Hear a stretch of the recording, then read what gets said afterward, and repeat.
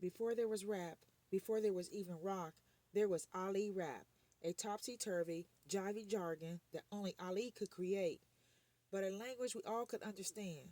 Talk about original.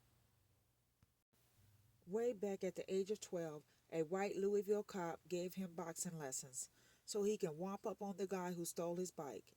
In 6 weeks, as an aspiring prize fighter, the 89-pound Cassius rapped his first poem, predicting, "This guy is done. I'll stop him in one."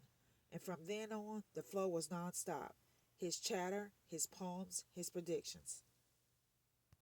His uproarious use of language soared even as his fabulous life unfolded, taking him past boxing, beyond race, until he became, and remains, the most famous human on our planet.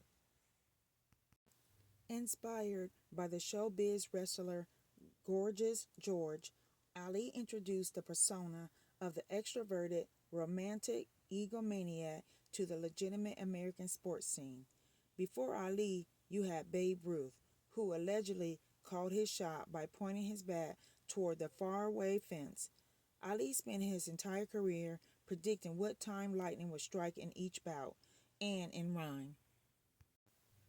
When a brash Cassius Clay befundled and then battered Sonny Liston, the shock heard around the world, he not only changed all of sports forever, he went on to change America. He drew his strength from being black, from being a Muslim, from Ali, from being a rebel who opposed the Vietnam War, from being loved by the poorest of the poor, and by spending time with kids in the hood, and from visiting Jewish old age homes, earning him the right to be called the leader of his people, a blast furnace of racial pride. His whole life was a Ali rope-a-dope, a loudmouth windbag, and at the same time a sincere, dedicated, and disciplined athlete. A man who was a sucker for every sad story, yet a vicious bully in the ring. A prissy Puritan, totally intolerant of boozers and smokers, but at the same time a wash your mouth out with soap raconteur of dirty jokes. Muhammad Ali was the heavyweight champion of everything: hype, PR, media, showbiz, street theater, black humor, money making, politics, rap, the greatest boxing champion ever, and certainly the superstar to end all superstars, the epitome of superstardom, the greatest. A pugilistic jester whose verbal jabs made more headlines than his punches in the ring.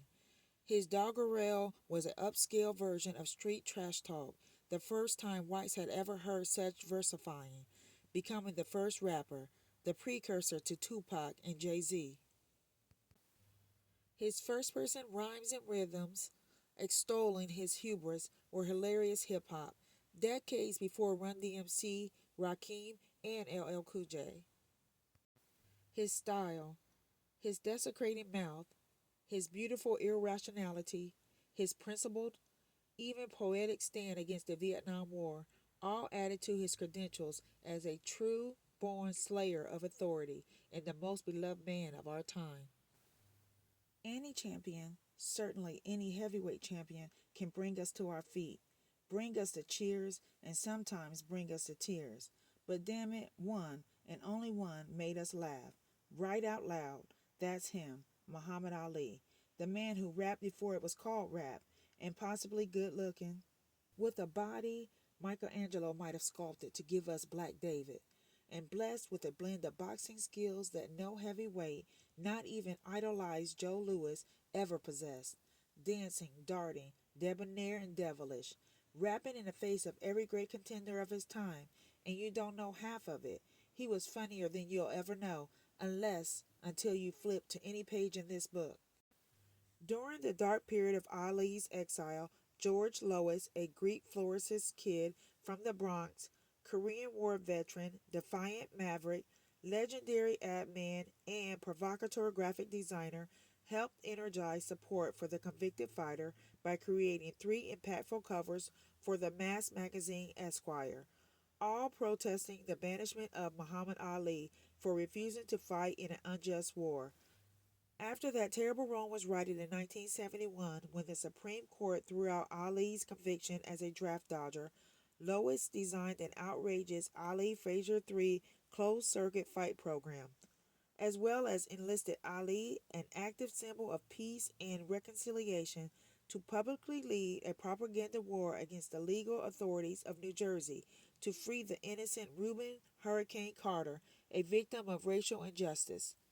Cassius Clay, the boxer who had stunned the world with his dazzling fists, outrageous footwork, audacious rhymes, and passion for life, had now, as Muhammad Ali, become popular among whites and a godlike figure to blacks. Baseball Hall of Famer Reggie Jackson made this acute observation. Ali helped raise black people in this country out of mental slavery. The entire experience of being black changed for millions of people because of Ali. This book vividly documents, in Muhammad Ali's own words, his passion and fighting spirit that helped change the despair of a bad, bad time in America. For half of his lifetime, George Lois has kept his ear cocked for examples of Ali's rap and rapture, and has indelibly preserved and transformed them with his astonishing visual spin. And whether Ali is proving to the world that he can write the world's shortest poem, or dissecting the tissue of bigotry in America, or deftly jiggling the math to make a knockout prediction come true, you and whoever you share this hilarious and often moving marriage of words and pictures with will delight in the wonderful world of Ali rap.